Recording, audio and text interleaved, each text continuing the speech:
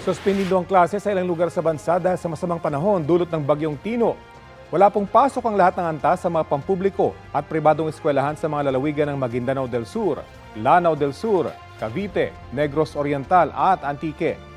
Wala ring pasok sa Malay, New Washington, Balete at sa Ibahay sa Aklan. Shift muna sa alternative learning modality ang lahat ng klase ng estudyante sa Kalibo, Aklan. Kanselado naman ang pasok sa Ibisan, Panitan at sa Pontevedra sa Capiz. Sa bayan ng Maayon Elementary hanggang grade 12 lang ang walang pasok. Alternative delivery mode naman ang ipatutupad sa lahat ng antas sa mga pampubliko at pribadong paaralan sa Rojas, Dumaraw at sa Hamindan, Capiz. Sa Iloilo wala ring pasok sa Balasan, Batad, Carles, Pavia, San Dionisio, Sara at sa Iloilo City.